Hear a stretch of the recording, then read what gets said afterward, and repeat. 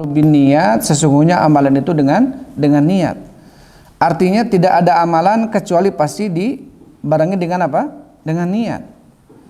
Ada 3 amalan yang amalan tersebut pelakunya tidak membarengi amalan tersebut dengan niat. Pernah kita sebutkan siapa aja?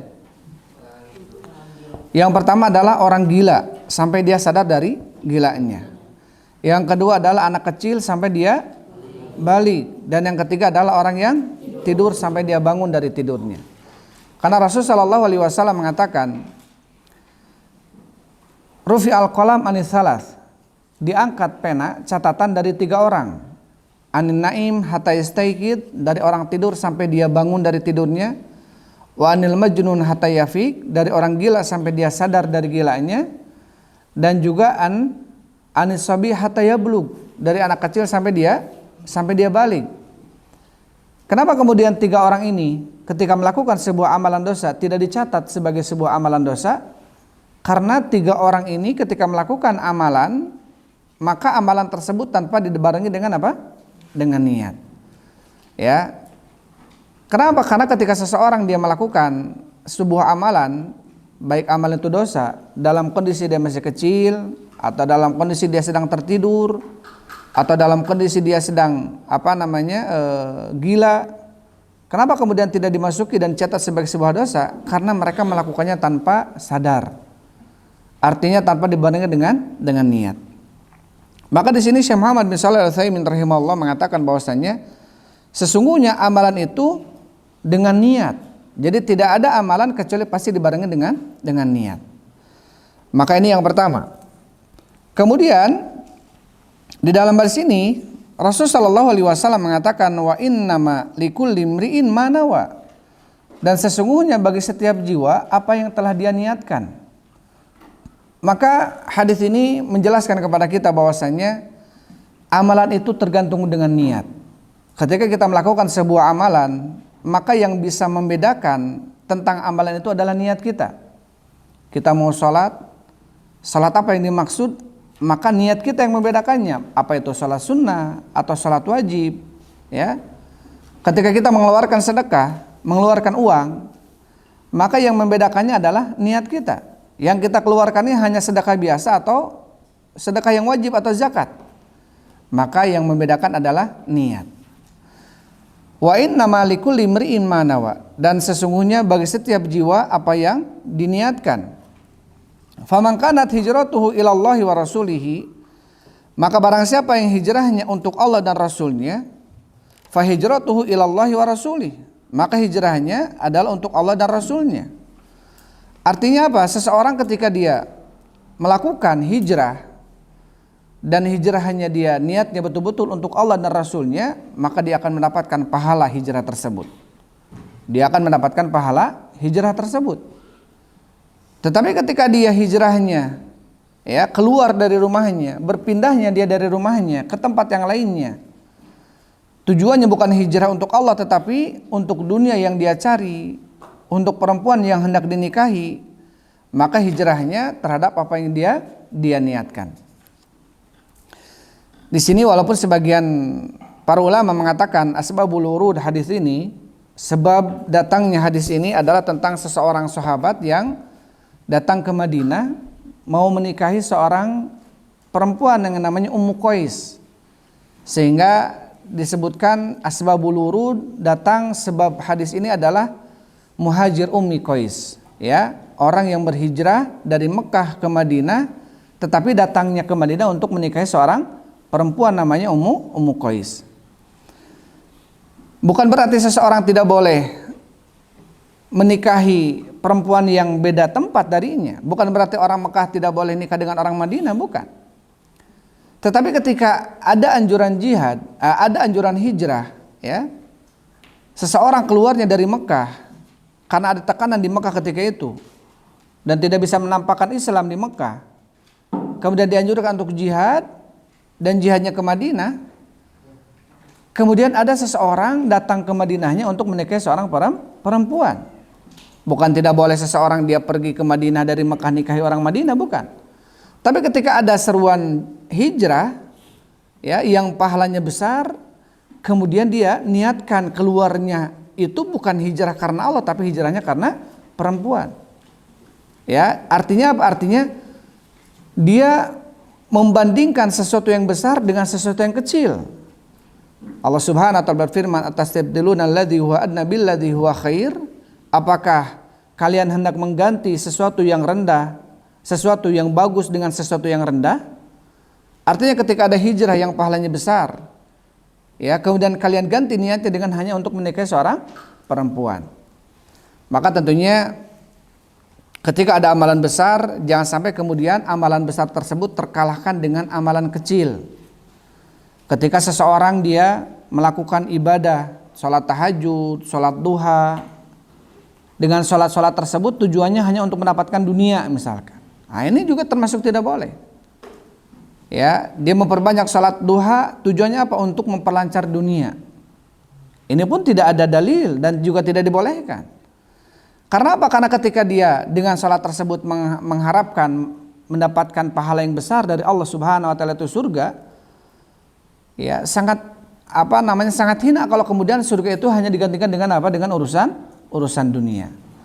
Jadi seseorang ketika mau beribadah, ibadah yang pertama niatnya karena Allah Subhanahu wa taala. Kalau kemudian di balik itu dia mendapatkan keuntungan duniawi, itu bonus dari Allah Subhanahu wa taala. Jadi ini penting. Yang pertama, kita harus betul-betul memperbaiki niat kita, ya. Memperbaiki apa? Niat kita. Ketika kita thalabul ilm, ketika kita berupaya untuk menghafal Al-Qur'an, ketika kita berupaya untuk mempelajari ilmu agama, maka yang penting untuk kita tanamkan dalam diri kita adalah niatnya karena Allah Subhanahu wa taala. Kalau kemudian dengan memperdalami ilmu agama ada pujian manusia, ada keuntungan dunia, itu tambahan dari Allah. Jangan kemudian itu jadikan sebagai apa? Sebagai tujuan utama. Karena ada dalam sebuah hadis tiga orang tersebut orang-orang yang pertama dilemparkan ke neraka Allah Subhanahu wa taala. Yang pertama adalah orang yang mati syahid, yang berjihad di jalan Allah. Yang kedua adalah orang yang hafidhul Quran, yang membaca Al-Quran. Yang ketiga adalah orang yang mempelajari ilmu agama. Maka tiga orang ini yang pertama dihukum oleh Allah, tiga orang ini. Didatangkan orang yang pertama mati syahid, atau orang yang pertama berjihad dan mati di medan perang. Ketika ditanya oleh Allah Subhanahu wa taala, ya, fima qatalta? Untuk apa kamu berperang dan terbunuh? Dia mengatakan, qataltu fika ya Allah, aku berperang untukmu ya Allah. Artinya apa? Berperang, berjihad untuk mendapatkan ridhamu. Tapi kemudian apa kata Allah Subhanahu wa taala? Kadzabta. Sungguh dusta engkau. Inna maqatalta lituqal annaka jari. Sesungguhnya engkau berperang hanya supaya disebut sebagai seorang yang pemberani. Faqad qil. Dan sungguh manusia telah menyebutmu sebagai seorang pemberani. Nah, ini tentunya diuji seorang manusia. Ketika berjihad, dia mungkin di barisan terdepan. Dia ada sedikit kemudian masukan syaitan menggoda dia, membisiki dia. Agar apa? Agar dia biar terlihat oleh manusia di belakang dia orang yang paling terdepan di depan. Biar dianggap sebagai seorang pemberani. Maka tentunya perlu untuk kita betul-betul mengevaluasi niat kita. Sekali lagi mengevaluasi niat kita, jangan sampai kemudian salah dalam niat. Amalan yang besar saja jihad. Yang sampai kata Rasul sallallahu alaihi wasallam, wa dirwatu sanamil jihad, dan bangunan tertinggi dalam Islam adalah jihad. Ya, dan amalan yang paling besar adalah jihad. Itu bisa kemudian menjadi penyebab dia pertama dimasukkan ke neraka karena dia berjihad tapi salah niat. Yang kedua adalah seorang yang qari'ul Quran, membaca Al-Quran, hafidhul Quran. Dia didatangkan kepada Allah Subhanahu wa taala, kemudian ditanya, "Fima qara'ta?" Untuk apa kamu membaca Al-Quran? Dia mengatakan, qara'tu fika ya Allah, aku membaca untukmu ya Allah, untuk mendapatkan ridhamu ya Allah. Apa kemudian kata Allah Subhanahu wa taala? Kadzabta, dusta engkau. Innama qara'ta lituqal annaka qari. Sesungguhnya kamu membaca Al-Qur'an hanya supaya disebut sebagai seorang qari. Wah, Masya Allah, ini qari internasional. Masya Allah, ini hafid juara satu dunia misalkan. Karena apa? Karena bukan berarti kita tidak boleh berlomba dalam hal ini, ya. Tetapi niat paling pertama, niat paling utama adalah untuk mendapatkan ridha Allah Subhanahu wa taala. Itu harus kita tanamkan. Masya Allah, sekarang orang-orang yang berupaya untuk menghafal Al-Quran banyak di mana-mana, masya Allah. Ya, terlebih ketika sudah ada mulai adanya kejuaraan lomba tahfidzul Quran di televisi, sehingga membuat orang tuanya bersemangat untuk menyekolahkan anaknya di sebuah sekolah yang di dalamnya ada tahfidz Al-Quran. Ingat, yang pertama tujuan utamanya jangan sampai kemudian hilang. Itu apa? Mendapatkan keridhaan Allah Subhanahu wa taala. Jangan sampai kemudian ditanya, "Untuk apa kamu hafal Al-Qur'an?" Biar jadi juara satu dunia. Biar jadi juara satu internasional, nasional. Ini nggak boleh. Tapi untuk mendapatkan apa? Ridho Allah Subhanahu wa taala. Kenapa? Karena sangat sayang kalau kemudian pahala bacaan Quran kita gugur karena untuk mendapatkan pujian manusia. Akhirnya orang tersebut, kata Allah Subhanahu wa taala, kadzabta, dusta engkau, innama qara'ta lituqal annaka qari. Sesungguhnya kamu membaca Al-Qur'an hanya supaya disebut sebagai seorang yang membaca Al-Qur'an, qari internasional atau qari. Maka kemudian apa? Dilemparkan oleh Allah Subhanahu wa taala ke api neraka. Dan yang ketiga adalah orang yang talibul ilm, orang yang memperdalami ilmu agama. Ditanya oleh Allah Subhanahu wa taala, "Fima talabta?" Untuk apa kamu mencari ilmu agama? Dia mengatakan, "Talabtul ilma fika ya Allah." Aku mencari ilmu agama untukmu ya Allah. Kemudian Allah mengatakan, "Kadzabta, dusta engkau, innama talabta lituqal annaka alim." Sesungguhnya kamu mencari ilmu agama hanya supaya disebut sebagai seorang yang alim, disebut sebagai seorang ustadz, disebut sebagai seorang kiai, disebut sebagai seorang syekh. Faqad qil. Dan itu sudah disebutkan oleh manusia kepadamu. Kamu disebut sebagai seorang ustadz, kiai atau syekh. Maka kemudian apa? Dia dilemparkan oleh Allah Subhanahu wa taala ke api neraka. 3 amalan yang mulia, ketika niatnya salah, bisa menyebabkan dia termasuk orang yang pertama dilemparkan ke neraka oleh Allah Subhanahu wa taala. Ketika apa? Ketika niatnya salah. Maka tentunya di sini Rasulullah SAW mengatakan, wa innama likulli imri'in ma nawa. Dan sesungguhnya bagi setiap jiwa apa yang dia niatkan. Ya.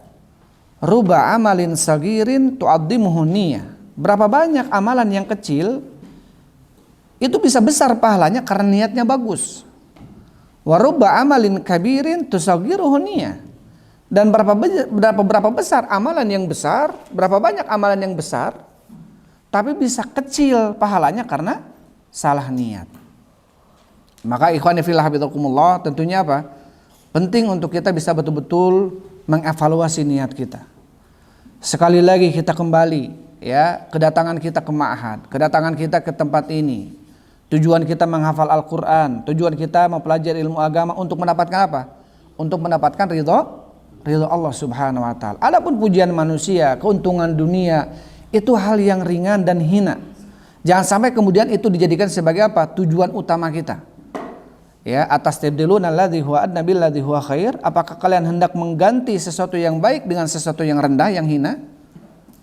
Maka tentunya semoga Allah Subhanahu wa taala senantiasa menjadikan kita orang-orang yang betul-betul ikhlas, ya, melakukan sebuah amalan karena ingin mendapatkan ridho dari Allah Subhanahu wa taala. Masalah niat ini adalah masalah yang besar. Kenapa kemudian para ulama membawakan hadis yang pertama ini dalam beberapa kitab para ulama? Diawali kitab-kitab para ulama diawali dengan hadisun niat, dengan hadis niat. Kenapa? Karena saking besar, ya, saking besar apa kedudukan niat dalam ibadah, dalam agama kita ini. Karena ketika seseorang niatnya salah, maka dia tidak akan diterima oleh Allah Subhanahu wa taala amalannya. Karena amalan sebagaimana sudah kita ketahui itu akan diterima oleh Allah Subhanahu wa taala apabila terdiri dari 2 syarat. Yang pertama, niatnya ikhlas karena siapa? Karena Allah Subhanahu wa taala. Yang kedua, amalan tersebut mencontoh siapa? Rasulullah sallallahu alaihi wasallam. Jika salah satu dari kedua ini hilang, maka amalan kita bisa tertolak. Yang pertama adalah niat ikhlas karena Allah, yang kedua adalah mutaba'atur Rasul, mencontoh Rasulullah sallallahu alaihi wasallam. Maka ikhwani fillah hafizakumullah, di dalam sebuah ucapan Sufyan Ats-Tsauri rahimahullahu taala, beliau pernah mengatakan dalam sebuah ucapannya, Beliau mengatakan ma'alajtu syai'an asyadda alayya min niyati fa innaha tataqallabu alayya. Ini seorang ulama besar, ya, Sufyan Ats-Tsauri, tabi'in, mengatakan apa? Ma'alajtu syai'an, tidak ada sesuatu yang paling sulit aku obati min niyati, daripada niatku ini. Fa innaha tataqallabu alayya, karena niatku ini berbolak-balik terus padaku. Artinya apa? Artinya sosok ulama yang besar saja, beliau mengatakan tidak ada perkara yang paling sulit untuk diatur, diobati dibanding apa? Niat. Karena niatnya berbolak-balik terus. Oleh karena itu kenapa? Al-qalbu, hati, dikatakan qalbu karena apa? Tataqallabu, bolak-balik terus. Karena niat dalam hati posisinya, maka senantiasa apa? Berbolak-balik terus. Maka penting untuk kita senantiasa mengevaluasi niat kita, introspeksi niat kita, betul-betul tajdidun niat, memperbaharui niat kita. Ya, jangan sampai kemudian niat kita salah dalam mencari ilmu agama, dalam menghafal Al-Quran, ya, dalam berjihad. Tentunya harus betul-betul didasari karena niatnya untuk mendapatkan keridhaan dari Allah Subhanahu wa taala. Ikhwani fillah habibakumullah, karena ketika seseorang dia salah di dalam niat, maka tentunya dia termasuk amalan yang tidak akan diterima oleh Allah Subhanahu wa taala ketika niatnya bukan karena Allah Subhanahu wa taala.